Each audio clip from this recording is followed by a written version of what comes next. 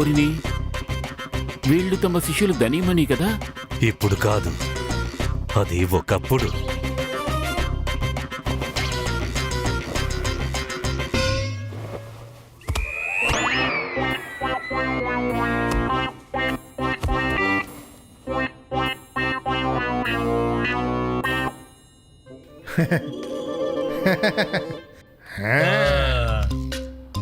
ఒక ఆసనంపై ఇద్దరు. ఆయువుతో పదవి పెరిగింది, బుద్ధి మాత్రం కాదు. ఎవరికి? ఎంతైనా వాళ్ళు మీ శిష్యులు కదా. ఓ అలాగా, వాళ్ళ గురించి మాట్లాడుతున్నావా? రాజగురువులు ధనీచారులు గారు, చెప్పండి రాజగురువులు మణిచారులు గారు. ఈ భక్తులందరూ ఏమీ చెల్లించకుండానే మన ఆశీర్వాదాలు తీసుకుంటున్నారు. మనకేవైనా ప్రసాదం పెడతారా? రాజగురువులు మణిచారులు గారు, ఇక్కడ ఎంతమంది అయితే నిలబడి ఉన్నారో అందరి ఖాతాలను నేను తెరిచే ఉంచాను. ప్రసాదం పెట్టకుంటే మన ఆశీర్వాదమే కాదు, మన చెంప దెబ్బ కూడా దొరకదు. అతి అద్భుతం. మరి భక్తులారా, అంతా భగవంతుడి మాయ. మేము వైకుంఠానికి వెళ్ళాం, పరమేశ్వరుడిని కలిశాం. చూడగానే హత్తుకున్నారు, వెళ్ళనివ్వలేదు మమ్మల్ని.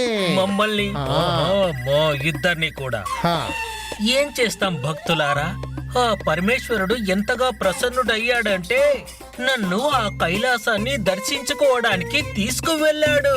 మమ్మల్ని, మా ఇద్దరిని. ఇద్దరు దుష్టులు అందరినీ భ్రమపరచడానికి నన్నెంత బాగా అనుసరిస్తున్నారో చూడండి.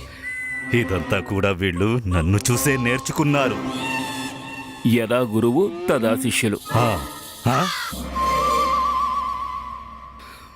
ఒరే సిగ్గులేని వారా, అంతా నాలాగే చేస్తున్నారు.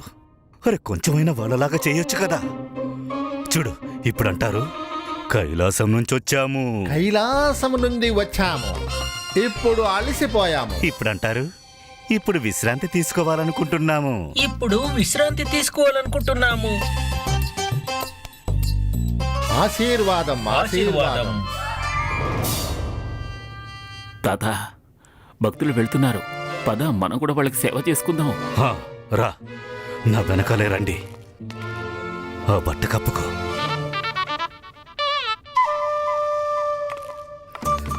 ప్రణామములు.